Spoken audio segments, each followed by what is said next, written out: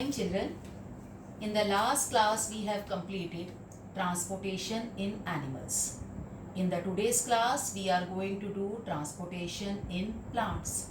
Children, you have learned in your 9th standard that in plants transportation is carried by xylem and phloem.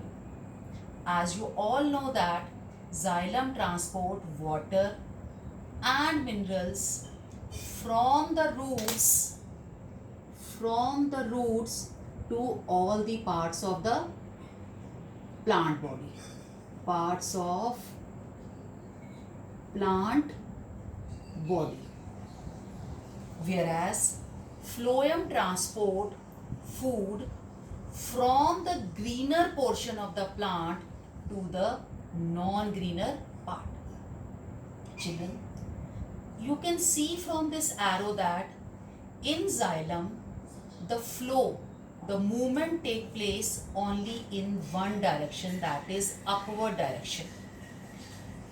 Xylem transport water and minerals from the roots to upper parts of the plant body. The flow take place in upward direction only, that is unidirectional flow. Whereas in phloem, the food transfer will take place both in upward direction as well as in lower direction. In the today's class, first we will see how xylem transport water and minerals from the roots to the other parts of the plant body. This process takes place in two steps. Not in two steps, we can say two processes. One is transpiration and the other is root pressure. We all have heard about, you must have heard about transpiration. It is the loss of water from the tiny openings present in the leaves. Plants always loses water from their stomata, from their pores in the form of water vapors. This is known as transpiration. So let us see here how transpiration helps in the absorption of water and minerals from the soil. Children, you can see these cells. These are the cells present in the plants.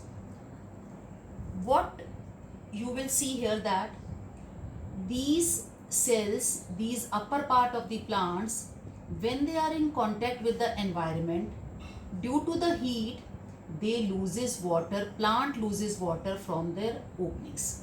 See, suppose these drops indicate water droplets. Water is moving out of the plant, and here you can see if this water moves out, here this water molecule will come upward because to fulfill the vacancy over here, this particle will come upward. Similar, the process will go on, and see here, when this particle of water moves here low pressure is created, and we all know that water moves from the higher concentration, higher pressure to the lower pressure. So when there is no water here, this is the region of low water pressure, and here there is a more water pressure. The water will move from the soil to the xylem vessel or the plants. So I hope you have understood this thing. By the process of transpiration, plants, they are losing water, and water will move from the soil to the other parts of the cell due to the osmosis. Water will move from higher concentration to the lower concentration. Now come to the root pressure. See, this is, I have shown here the root, and these are the root hairs. What happen in case of here? Water and minerals. W is water, M is for minerals. Water and minerals, they are present inside the root as well as in the soil. Now, see, listen to this very carefully, children. First step is roots they spend their ATP. ATP is the energy of the plant. Roots spend their energy, and minerals, or you can say ions, they are absorbed into the roots. From the soil, the minerals come to the roots when roots spend their ATP.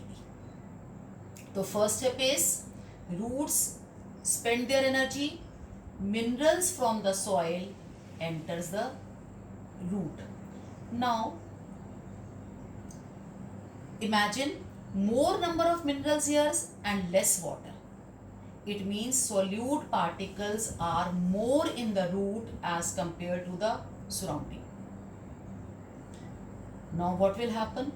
Here water is more, here water is less.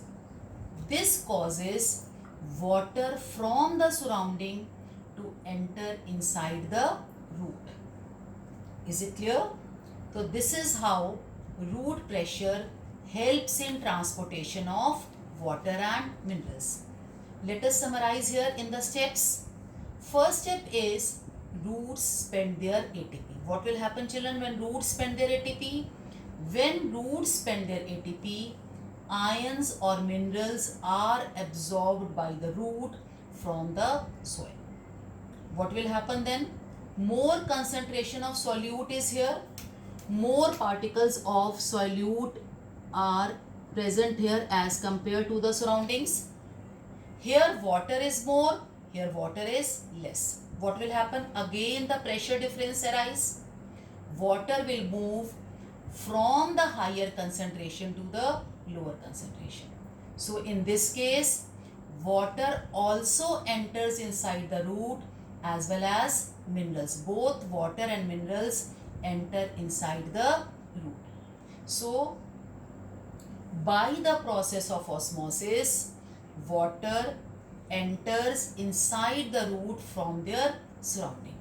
So children, you have learned today how water and minerals are transported in plants. They are transported by transpiration and root pressure. Hope these two processes must be clear to you. Thank you.